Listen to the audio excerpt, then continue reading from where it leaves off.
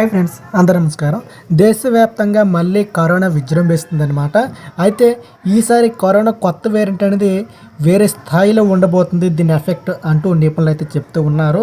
దీంతో తెలుగు రాష్ట్రాల్లో ఎలాంటి నిర్ణయాలు తీసుకోబోతున్నారు, దీని పట్ల కేంద్ర ప్రభుత్వం ఎలాంటి బాధ్యత వహించబోతుంది, దీనికి సంబంధించిన పూర్తి వివరాలు ఏంటనేది ఈ వీడియోలో చూద్దాం.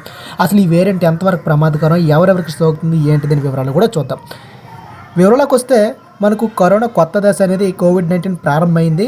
హాంకాంగ్, సింగపూర్, చైనాలో దీని కేసులు పెరగడం కనిపించిందట. ఇటీవలే భారతదేశంలో కూడా మహారాష్ట్రలో కరోనా కొత్త వేరియంట్ వల్ల 2 వ్యక్తులు మరణించిన వార్త వెలుగులోకి కూడా వచ్చింది. దీంతో మహారాష్ట్ర నగరపాలిక ప్రకారం చూస్తే రాష్ట్రంలో 53 మందికి కరోనా పాజిటివ్ నిర్ధారణ అయిందట. 3 రోజుల క్రితం ఈ సంఖ్య కేవలం 7 నుండి 10 మంది మాత్రమే ఉంది.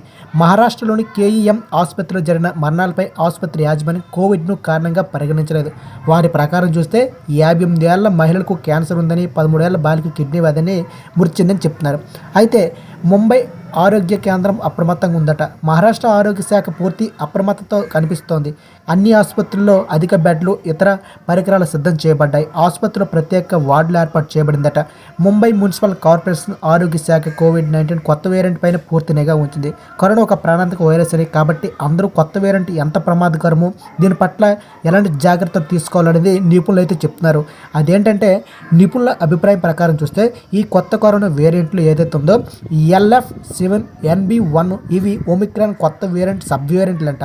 ఇది తక్కువ రోగ నిరోధక శక్తి ఉన్నవారిని, వ్యాక్సిన్ వేయించుకుని వ్యక్తులకు త్వరగా ప్రభావితం చేస్తుందని చెప్తున్నారు.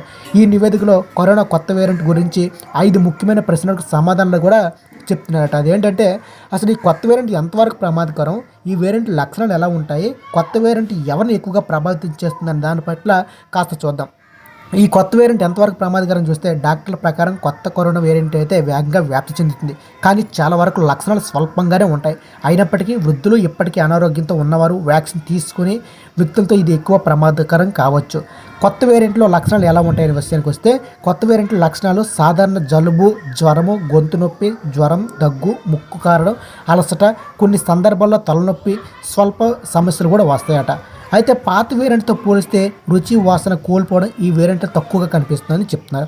ఇక ఈ వేరియంట్ ఎవరిని ఎక్కువ ప్రభావితం చేస్తుందనే విషయానికి వస్తే కనుక ముఖ్యంగా చూస్తే వృద్ధులు, తక్కువ రోగనిరోధక శక్తి ఉన్నవారు, వ్యాక్సినేషన్ లేనివారు ఎక్కువ ప్రమాదంలో ఉండొచ్చు. దీంట్లో పిల్లలు, యువకులు కూడా సోకుతుంది, కానీ చాలా సందర్భాల్లో స్వల్ప లక్షణాలు లేదా లక్షణాలు లేని సంక్రమణ సంపిస్తుందట. అయితే కరోనా వేరియంట్ పైన బూస్టర్ డోస్ ప్రభావం ఎంతవరకు ఉంటుందని చూస్తే బూస్టర్ డోస్ కొత్త వేరియంట్కు వ్యతిరేకంగా కొంత స్థాయిలో రక్షణ అందిస్తుందని చెప్తున్నారు. తీవ్ర వ్యాధి ఆసుపత్రిలో చేరిక అవకాశం తగ్గుతుందట. వైరస్లో మ్యూటేషన్ కారణంగా పూర్తి రక్షణ సాధ్యం కాదని వీరు చెప్తున్నారు. అయితే బూస్టర్ డోస్తో రోగనిరోధక శక్తి మెరుగవుతుందని, శరీరంలో వైరస్ పోరాడగలిగే సామర్థ్యం ఉందని వీరైతే చెప్తున్న గమనార్హం. ఇకపోతే మరికొన్ని విషయాలు కూడా చూద్దాం.